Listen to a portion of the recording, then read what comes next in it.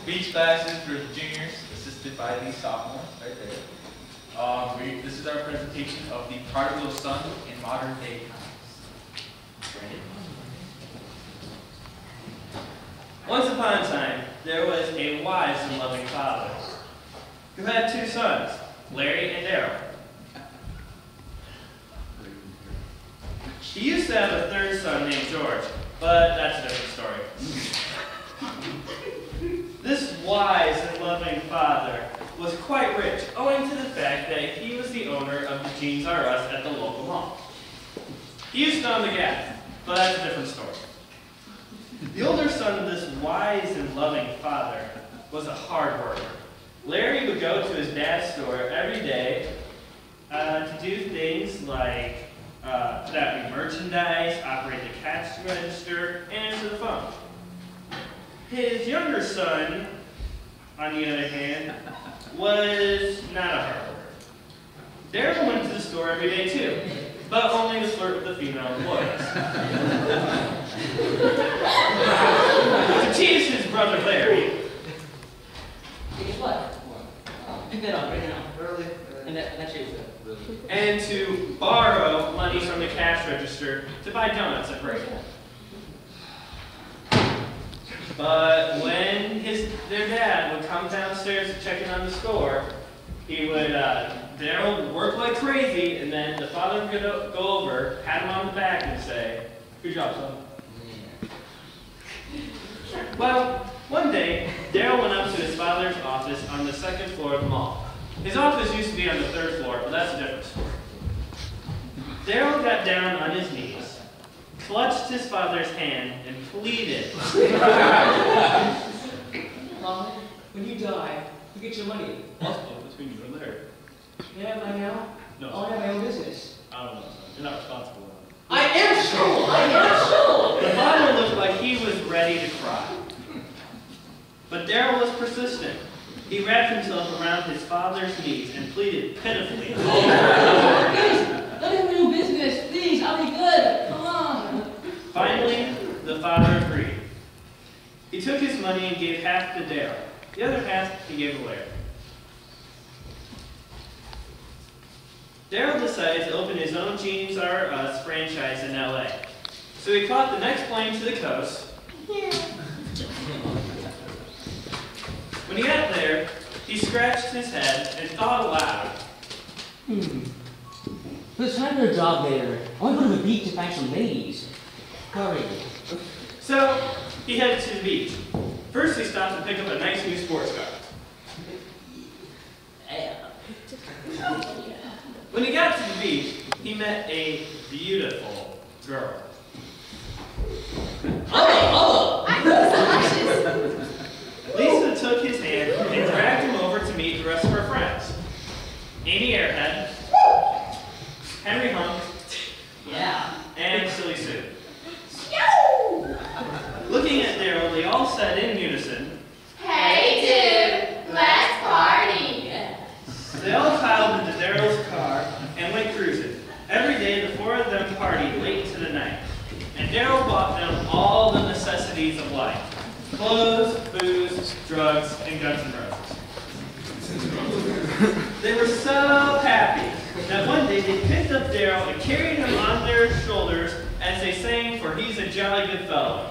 For he's a jolly good fellow, for he's a jolly good fellow, for he's a jolly good fellow, and nobody cares tonight. One day, as they were carrying him around, Daryl had something to tell them. Hey guys, guess what? I'm broke. They dropped him like a bad habit. Now, Daryl, you're all alone. I am? Yes. You're far away from home. And you're broke. So he fell on the ground and started pounding his fist on the ground as he screamed aloud. What should I do? What should I do? Well, eventually, he got a job working for a local pig farm. The pigs were quite loud and messy. Daryl paced back and forth among the swine, wondering aloud. I'm so stupid. I'm so stupid. What should I do? Then one day, an idea hit him. He slapped his forehead so hard he fell onto one of the pigs. It made loud noise though. But that didn't bother Daryl. He picked himself up and gazed intently into the distance and said, Wait, I have an idea. I'll go back to my father's house, ask for a job as a stock boy. Yeah, that's a good idea. They're better off than this. So Daryl got up bright and early the next morning and decided to go back home. Now he didn't have enough money to get a plane ticket, so he borrowed a friend's bike. Penis.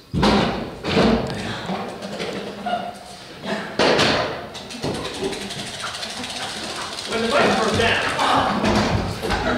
he hitchhiked. Look at these legs, baby. Once his ride dropped him off, he bought a used skateboard with the little money he had. Thanks.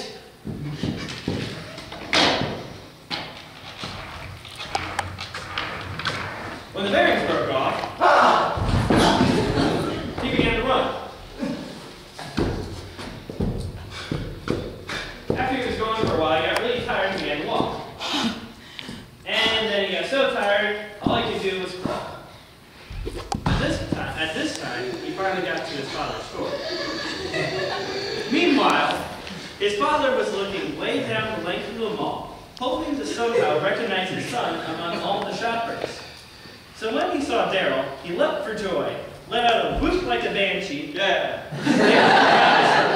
jumping and clicking his heels together, and he ran to meet his son. Daryl wrapped himself around his father's ankles, sobbing violently while his father patted him on his head. Oh, Daddy. Make me one of your stock boys instead.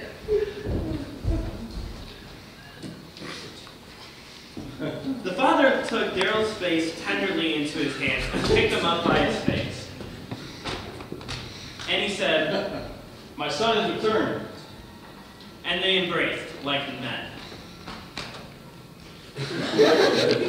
Daryl's dad took him into the store and gave him a brand new pair of Guess jeans, a pair of Air Jordans, and Oakley sunglasses.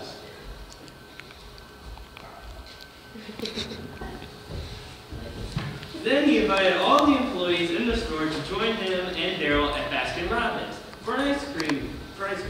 They all formed a circle around Daryl, joined hands, and danced around him singing, "For he's a jolly good fellow." He's a jolly good fellow, for he's a jolly good fellow, for he's a jolly good fellow. But the father left the party because someone was missing. Larry. He found Larry sulking outside Baskin-Robbins, feeling sorry for himself and sucking his thumb like a baby. As his dad approached, Larry yelled, Never loved me. It was like Daryl back. You never gave me ice cream parties. I've always loved both of you equally, son. Then Larry put his thumbs in his ears, stuck out his tongue at his dad, and made the ugliest face you have ever seen. He was so angry he fell on the floor, kicking and screaming. The father reached down and lifted Larry to his feet.